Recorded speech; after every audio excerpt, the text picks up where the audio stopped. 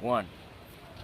What's up, Canes fans? It's the Beast, Brian London, Chris Wittyngham, here after Miami beats Virginia Tech 30-20 in a college football game that was not fun to watch, to say the least. Although Canes fans, if you're disgruntled in any way, at least you're not rooting for Michigan, like our good friend Leroy Horde. That was a disaster.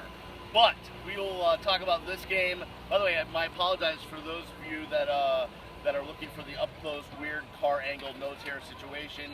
We decided to branch out. You're really only talking to one person. Yeah, Dookie Lang. Yeah, talking to sorry Dookie about Lang that. and the sports staff at Channel 10. All right, so let's talk about this game, Chris. Miami escapes with a 10-point win. It really was kind of an ugly game to watch. Defense allowed a bunch of yards by Virginia Tech. It seems like if Virginia Tech had just decided to run the ball the whole game instead of never pass, they would have had a better chance. But we did see Brad Kaya really show some moxie, play some good football, and hit Rashawn Scott and Stacey Coley with some nice passes, David Njoku as well. You say escape. I don't know if that's necessarily the word. The reason why I say that is because if you sort of break the game down into the four major categories, right? Rush offense, rush defense, pass defense. I'd say Miami won 3 out of those 4 categories, and for large portions of the game, looked like the better team on both sides of the ball. It's something we've seen a lot with this team, where even when they're dominating against Nebraska throughout the golden tenure, they have times on this field looked like the better team, but they just don't take advantage of that position of strength. And that's the one thing that I think if you can levy a criticism against Brad Kaya, although I agree with you, it was fantastic today, it was fantastic last week against Florida State, but if you can levy one criticism, it would be making those plays that are going for the jugular type of plays. And today you didn't really see them, but ultimately the defense does enough in the end, making them one-dimensional, and when they're forced to throw, Virginia Tech just had no chance. A couple things we have to talk about. First is the penalties. Really detrimental for Miami, and some really just dumb penalties. At some point, these guys have to get their act together. Al Golden said after the game that the coaches are done showing film of all the penalties, that it's on the captains, it's on the players to really penalize themselves for all these penalties as the turf truck goes by. A turf truck. But I think it's an interesting viewpoint. Let's see how this sound comes out in post.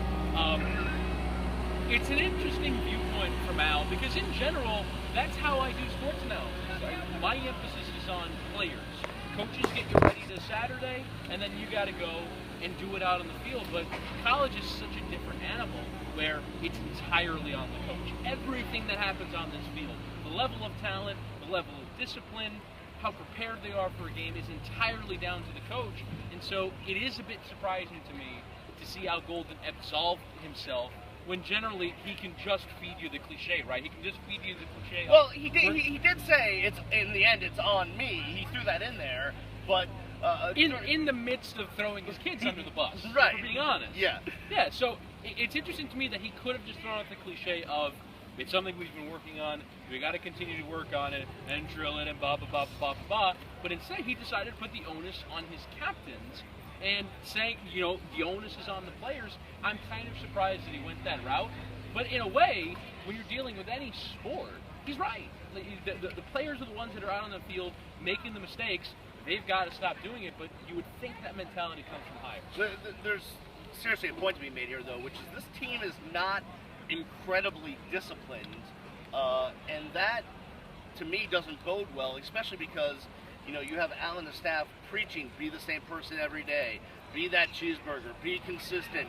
And love that cheeseburger. I love the cheeseburger line. Yeah. And they get out here and they make mental errors. Another thing that we need to discuss is what looks like could be a bad injury for Raphael Kirby at linebacker, a guy that's not only a captain on this team, but a leading tackler, a mature defender that this team is going to miss sorely if he's out for a long time, and it doesn't look good. With already injuries at linebacker, yes, too. That's another problem with this team, is that coming in, Barry had plenty of issues at linebacker with injuries and with depth, so that's another guy that's going to have to step in if Raphael Kirby can't play next week. And what is probably the worst time to miss linebacking play, because Sean Watson and Clemson's offense, that's what they're meant to attack, is with the zone read, with the option, playing at the second level. That's what Raphael Kirby is most needed for, and that's where his biggest miss is going to be. But it was interesting after the game, Beast, to hear all the players step up to the podium. Both sides of the ball, even offensive players noticing Raphael Kirby on defense, giving voice to what he means to this team, and I think he's going to end up being a big miss. Yeah, and Juwan Young will try to fill in, although not the same player as Ralph Kirby. There's a lot of things we could get into, but Chris, you mentioned Clemson, and it is a big game next week. They are going to be a top 5 team coming in to Sun Life Stadium, and you know, you try to ask these players, are they jacked up about Clemson? And to them, the answer is, well, it's a big game because it's the next game. Also, Clemson's not in the Coastal, so I don't know how that affects the whole mindset. But certainly, but it's a game in the conference. It is a game in the conference. It's going to be a challenging one, and you know, Al Golden's going to have his work cut out for him this week. Yeah, you can't just separate the division from what is your ultimate goal of winning the Coastal, because those games count the same toward the record. And you pinpointed at the beginning of the season, there are other teams that play Wake Forest and Boston College. You play Florida State and Clemson, and that's a disadvantage that Miami has, especially when you look at who's leading the division right now. Duke is at the top, Pittsburgh is at the top, and Pittsburgh's next couple of games are at Syracuse. That's their Atlantic opponent, at Syracuse. So that's a winnable game, and then they're home against North Carolina. They don't have a ton of margin for error, and if you can sneak a win against Clemson at home, hopefully there'll be people here at Sun Life Stadium next weekend when they go and play that game. If you can pull off that upset, it will help towards that goal. And I do find interesting that they just decided to go one game at a time. They did the same thing with the FSU game where they don't play the war chant during practice. That was the whole mental game that they were playing. And I got to imagine that they're going to do the same thing with Clemson. It's just the next game. That's the mentality that Golden wants his players to have. One thing we can say, though, is if they do beat Clemson, that would be a signature win for Al would. Golden. It absolutely would. He would get the Gatorade bath. Final thoughts, Chris, as fans watch this. What should a Miami Hurricane fan be feeling after this win against Virginia Tech? I don't want to sort of be negative, but just indifference. You know, it's a win.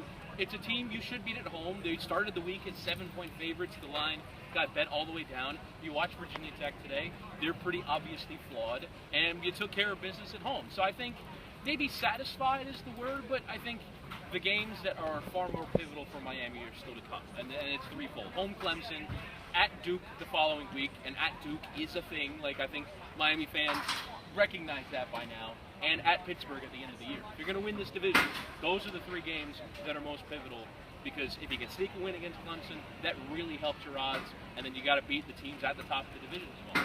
For Chris Wittyngham and little O Octavio Arauz, who's holding the iPad filming this right now. I imagine he butchered that last name. Did I butcher it? Yeah. Did I butcher the last you name? can say it into the iPad. Was he even close? No, not remotely. Not even close. Not even close. Little O filming this for us. That's why I have nicknames. Thanks for watching, and we'll see you next week as Miami takes on Clemson here at Sun Life.